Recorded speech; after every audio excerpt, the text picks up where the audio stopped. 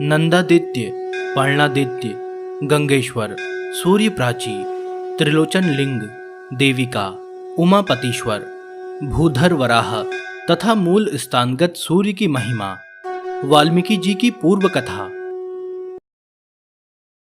महादेव जी कहते हैं, तदंतर एकाग्रचित्त होकर नंदादित्य का दर्शन करने के लिए जाएं। पूर्व काल में नंद नाम से प्रसिद्ध एक राजा हो चुके हैं, जो सब लोगों को सुख देने वाले थे। उन धर्मज्ञ नरेश के शासनकाल में दुर्भिक्ष, रोग, व्याधि, अकाल मृत्यु तथा अनावृष्टि का भय किसी को नहीं था। कुछ काल के अनंतर पूर्व कर्मों के फल से राजा का शरीर बड़े भारी कुष्ठ रोग से व्याप्त हो गया। इससे उन्हें बड़ा वैराग्य हुआ और उन्होंने प्रभास में नदी के तट पर देवादिदेव भगवान सूर्य की स्थापना की। इससे वे रोगमुक्त हो गए। वहां स्नान और श्राद्ध तर्पण करके नंदादित्य का दर्शन करने वाला मनुष्य फिर मृत्यु लोक में जन्म नहीं लेता, मुक्त हो जाता है। पार्वती, प्राची सरस्वती के तट पर भगवान पर्णादित्य का स्थान है।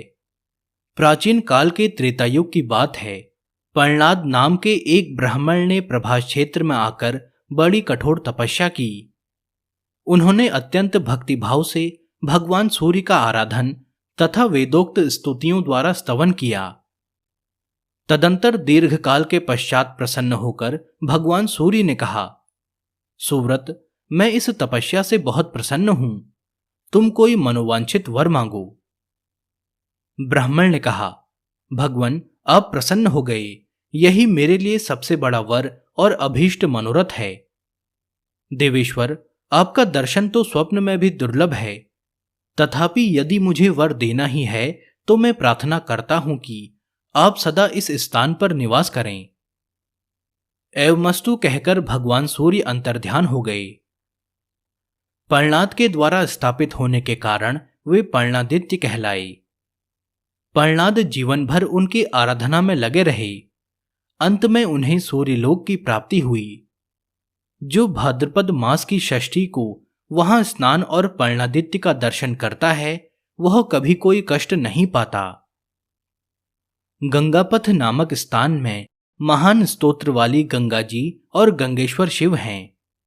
जो वहां स्नान करके गंगेश्वर की पूजा करता है, वह भयंकर पातकों से मुक्त हो जाता है। जो मनुष्य वैशाख की पूर्णिमा को सरस्वती नदी में स्नान करके वहीं चमस तीर्थ में पिंडदान करता है, उसे गया से कोटि गुना पुण्य प्राप्त होता है। तदंतर सब पापों का नाश करने वाली तथा संपूर्ण कामनाओं को देने वाली भूपानी की यात्रा करें। वहां स्नान करके मनुष्य 5 महापातकों से मुक्त हो जाता है। ऋषि तीर्थ के समीप न्यम कुमती नदी के उत्तर तट पर ऋषियों द्वारा पूजित त्रिलोचन लिंग है, जो सब पापों का नाश करने वाला है। जो भाद्रपद कृष्ण चतुर्दशी को वहां उपवास, रात में जागरण तथा प्रातःकाल श्राद्ध एवं विधिवत शिव की पूजा करता है, वह शिवलोक में निवास करता है। ऋषि तीर्थ के समीप देविका नामक उत्तम क्षेत्र है, जो इच्छानुसार फल देने वाला है। वहीं ऋषियों और सिद्धों से घिरा हुआ महासिद्ध वन है, जो भांति भांति के वृक्षों और लताओं से व्याप्त तथा पर्वतों से सुशोभित है। देविका के उत्तर तट पर मैं उमापतीश्वर नाम से निवास करता हूं। वह क्षेत्र मुझे बहुत प्रिय है। पार्वती, वहां मेरा विग्रह उमा नाम के तुम्हारे विग्रह से संयुक्त है, इसलिए उमापति से मेरी प्रसिद्धि हुई है। जो पौष मास की अमावस्या को वहां श्राद्ध करता है, उसका वह श्राद्ध अक्षय होता है। बुद्धिमान मनुष्य वहां गौ, भूमि, सुवर्ण तथा वस्त्र का दान करे। सब देवताओं ने उस श्रेष्ठ नदी का आवाहन किया है, इस कारण वह पाप नाशिनी देविका कही गई है। वहीं भगवान भूधर वाराह का दर्शन करना चाहिए। चारों वेद ही उनके चारों पैर हैं। यूप उनकी दाढ़ है, क्रतु उनके दांत हैं, स्त्रुवा उनका मुख है, अग्नि जिह्वा है, कुश रोम है, ब्रह्म मस्तक है, दिन और रात उनके नेत्र हैं, वेदांग कानों के आभूषण हैं। इस प्रकार यज्ञमय वाराह भगवान उस स्थान पर स्थित हैं। आश्विन की अमावस्या तथा एकादशी को जब सूर्य कन्या राशि पर स्थित हों, गुड़युक्त पायस एवं गुड़युक्त हविष्य लेकर नमो वह पितरो रसाय इत्यादि मंत्र से उसको तथा अन्य भोजन सामग्री को अभिमंत्रित करें। तेजोसी शुक्रम इत्यादि मंत्र से घी और दधि क्रावणों इत्यादि मंत्र से दधि अभिमंत्रित करें। आप्यायस्व इत्यादि मंत्र के द्वारा दूध अभिमंत्रित करके जितने व्यंजन और भक्ष्य भोज्य पदार्थ हैं उन सबको महान इंद्रेण इत्यादि मंत्र के द्वारा अर्पण करें। संवत्सर इत्यादि मंत्र के द्वारा जल अर्पण करें। इस प्रकार ब्राह्मण भोजन कराकर वहां पिंडदान देना चाहिए। प्राचीन काल में शशिमुख नामक एक ब्राह्मण था। उसके विशाख नामक एक पुत्र हुआ जो बड़े भयंकर कर्म करने वाला था।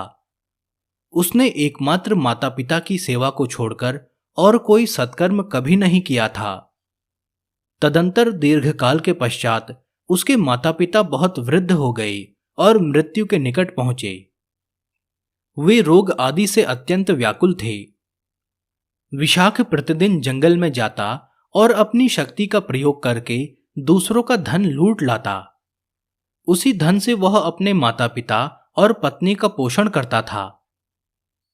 एक समय उसी मार्ग से तीर्थ यात्रा परायण सप्तऋषि जा रहे थे। उन्हें देखकर विशाख ने डंडा उठाया और कठोर वचनों द्वारा उन्हें घुड़कते हुए कहा, ठहरो ठहरो। वे मुनि परम शांत थे।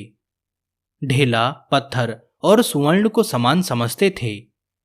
शत्रु तथा मित्र के प्रति भी उनके मन में समान भाव था और राग द्वेष से वे सर्वथा शून्य थे। उन्होंने आपस में कहा, हम लोगों के साथ जो इसका दर्शन और संभाषण हुआ है वह व्यर्थ न जाए, इसलिए इससे वार्तालाप करना चाहिए। ऐसा निश्चय करके अंगिरा ने कहा, तस्कर, थोड़ी देर तक सावधान होकर मेरी बात सुनो। मैं तुम्हारे हित के लिए ही सच्ची बात कह रहा हूं। पहले यह बताओ कि तुम्हारे घर में किस गोत्र के कौन कौन लोग रहते हैं। तस्कर बोला, मुने, मेरे घर में बूढ़े माता पिता और मेरी संतानहीन पत्नी है और एक मैं हूं, पांचवा कोई नहीं है। अंगिरा ने कहा, तुम पाप से जो धन कमाते हो उससे उन सबकी पुष्टि हो रही है। अतः घर जाकर उन सबसे पूछो कि मैं पाप करता हूं और सब लोग उस पाप की कमाई खाते हैं। अतः वह पाप किसको लगेगा और मेरा पाप कैसे शीघ्र छूटेगा। मुनियों के यूं कहने पर विशाख तुरंत अपने घर चला गया और मुनि की कही हुई बातें अपने माता पिता से उसने पूछी। उसकी बात सुनकर माता पिता बोले, बेटा, एक मनुष्य पाप करता है और उस पाप की कमाई को बहुत से लोग भोगते हैं।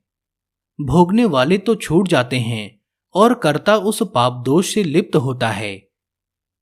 जो मंद बुद्धि मानव कुटुंब के लिए अशुभ कर्म करता है उस पापी को निश्चय ही अपना आत्मा प्रिय नहीं है। माता पिता की बात सुनकर उसे मन ही मन कुछ भय हुआ और उसने निकट जाकर पिता माता से कहा, मैं आप लोगों के लिए ही पाप करता हूं, अतः आप उसके किसी अंश का भोग करेंगे या नहीं। पिता माता बोले, बेटा, जब हम पहली अवस्था में थे तब तुम हमारे द्वारा पालन करने योग्य थे और इस वृद्धावस्था में तुमको ही हमारा पालन करना चाहिए। ब्रह्मा जी ने यही पिता पुत्र का पारस्परिक धर्म बतलाया है। हमने तुम्हारे लिए जो शुभ अशुभ कर्म किया है उसको हम भोगेंगे और अब तुम जो शुभ या अशुभ कर्म करते हो उसका भोग तुम्ही को करना पड़ेगा। अतः विद्वान पुरुष को सदा शुभ कर्म ही करने चाहिए। चोरी, खेती, ब्याज, व्यापार अथवा नौकरी कुछ भी करके तुम हमें प्रतिदिन भोजन देते हो, उसका दोष हमको नहीं लगता। माता पिता की बात सुनकर विशाख ने पत्नी से भी वही बात पूछी। उसने भी वही उत्तर दिया जो माता पिता ने दिया था। इससे विशाख को बड़ा वैराग्य प्राप्त हुआ। वह बार बार अपनी निंदा करता हुआ बहुत दुखी हुआ और बोला, मुझ पापकर्म परायण दुष्कर्मी को धिक्कार है, जो विवेक से शून्य और सत्संग से रहित है। जो विद्वान पुरुषों की सेवा नहीं करता वही पाप करता है। उस पापी को अपना आत्मा प्रिय नहीं है। इस प्रकार सोच विचार करता हुआ वह ऋषि के समीप आया और मधुर वाणी में आदरपूर्वक कहा, मुने, अब आप पधारिए। यह अपना कुशासन और कमंडलू लीजिए। ये हैं आपके वक्कल, चीर और मृगचर्म। ये सब लेकर मेरा अपराध क्षमा कीजिए। मैं दीन हूं, कृपण हूं तथा सत्संग से वंचित एवं मूर्ख हूं। मुझे क्षमा कीजिए। आज से मैं इस साधु निंदित, क्रूर एवं भयंकर कर्म से निवृत्त हो गया। आप मुझे इस पाप कर्म का कोई प्रायश्चित बताइए, जिससे आपकी कृपा से मैं पाप से मुक्त हूं। ऋषियों ने कहा, वत्स, तुमने बहुत अच्छी बात पूछी है। एकाग्र चित्त होकर सुनो। मैं तुम्हें गोपनीय बात बतलाऊंगा। उसे किसी के सामने कहना नहीं चाहिए। उसके जप से तुम अवश्य पाप मुक्त हो जाओगे।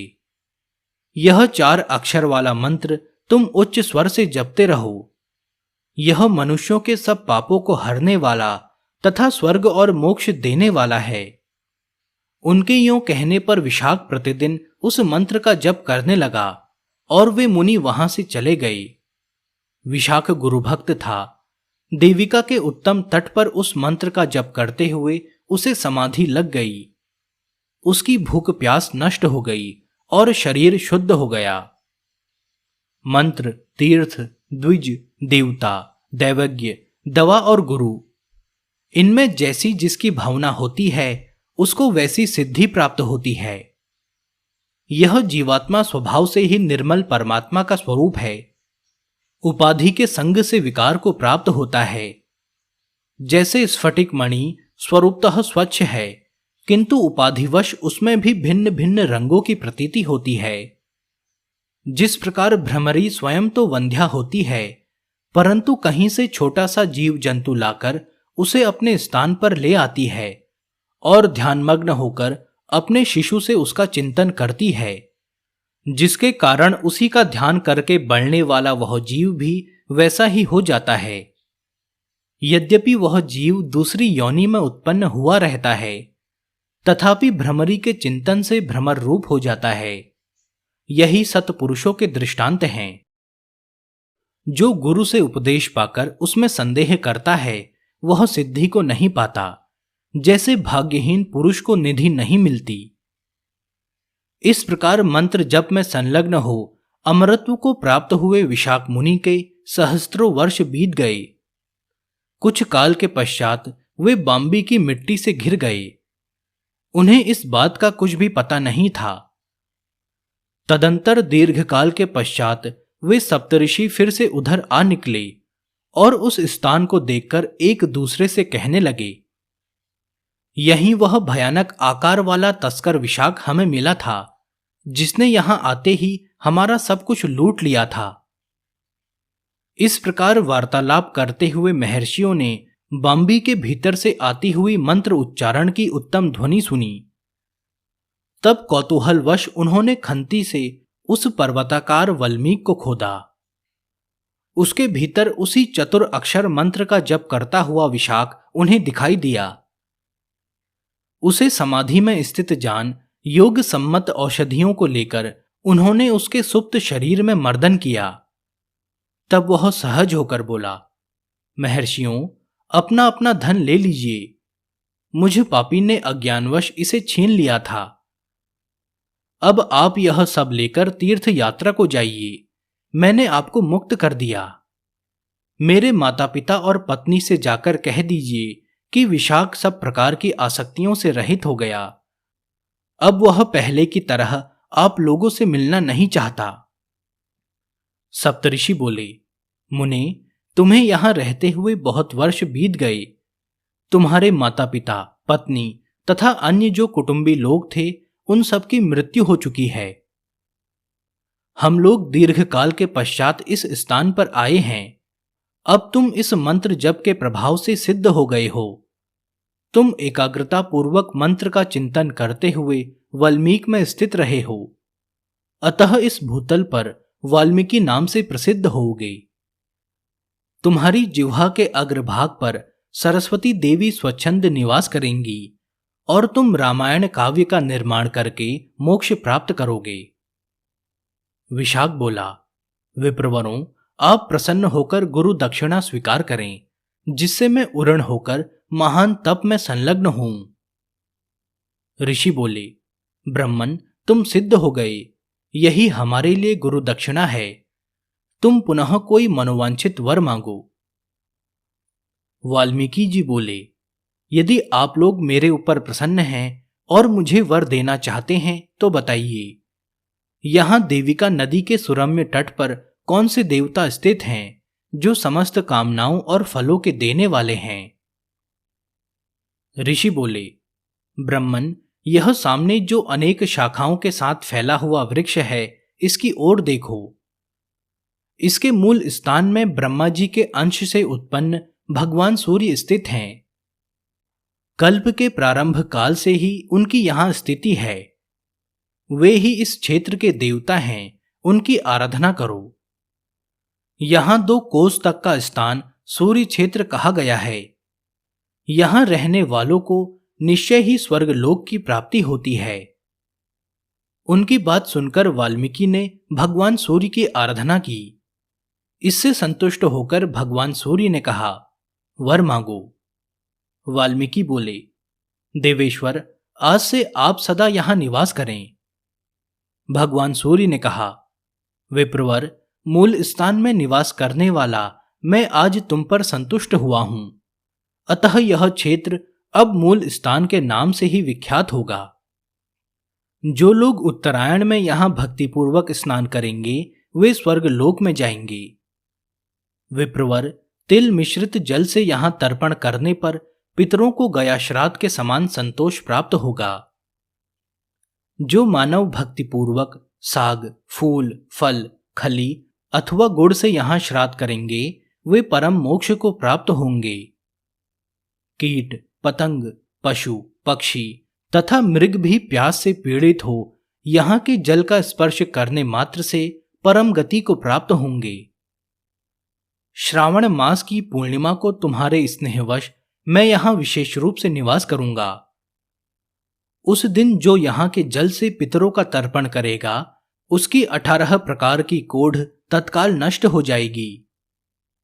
कपाल, औदुंबर, मंडल, विचर्चिका, ऋक्षजिह्व, कक्षु, किटीभ, सिद्धम, अलस, विपादिका, दद्रु, शतारु, विस्फोटक, पुंडरीक, काकड़, पामा, चमरदल और चर्म, ये 18 प्रकार के कुष्ठ अवश्य दूर हो जाएंगे, इसमें संदेह नहीं है। यूं कहकर सूर्यदेव अंतर्ध्यान हो गए। वाल्मीकि मुनि ने सूर्यदेव की आराधना तथा रामायण काव्य का निर्माण किया।